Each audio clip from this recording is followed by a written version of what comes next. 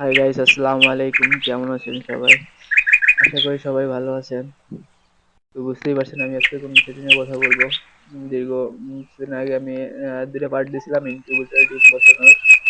তো আজকে second part, আমার বাচ্চাগুলো ফুটিয়ে গেছে অলরেডি। তো ভিডিওটা সঠিক সময় মতো দিতে পারি নাই, যেহেতু বাচ্চার বয়স আজকে 5 দিন হয়ে গেছে।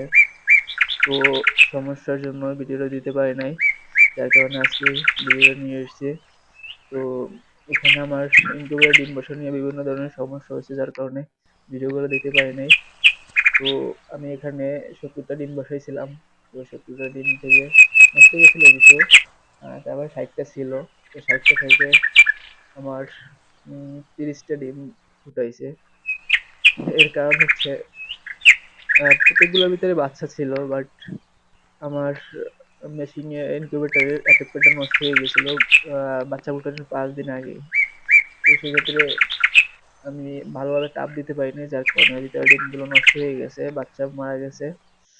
আর এখানে আমার 60টা ডিম দিয়ে 30টা ডিম ফুটাইছিল, 30টা বাচ্চা ফুটাইছে।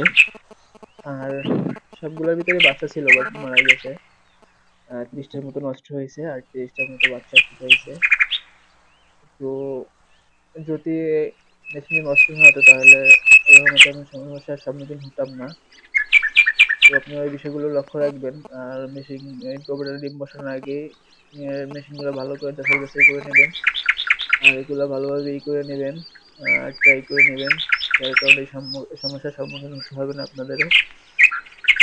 আর একটা কথা না বললেই নয়, আপনি যদি আমার চ্যানেল নতুন হয়ে থাকেন তাহলে অবশ্যই চ্যানেলটি সাবস্ক্রাইব করে পাশে থাকার অনুরোধ রইল। তো এই যে দেখেন বাচ্চাগুলা, বাচ্চাগুলো কিন্তু অনেক সুন্দর আছে, আহ ঝরঝরা আছে। বাচ্চাগুলো সকালে ফুটেছিল, আমি আলাদা করে রাখছিলাম, বাট ভিডিওটা দেবো দেবো বলে আর দেওয়া হয় নাই সমস্যার কারণে। তো আজকে ভিডিওটা দিচ্ছি আমি, কারণ লাস্ট পর্যন্ত পুরোটা না দেখাইলে তো আর হয় না, এই জন্য পুরো ভিডিওটা দিয়েছি। তো ভিডিওটা অনেক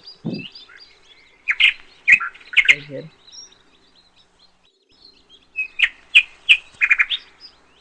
যে বাচ্চার ওয়েট আল্লাহর মধ্যে ভালোই আসছে।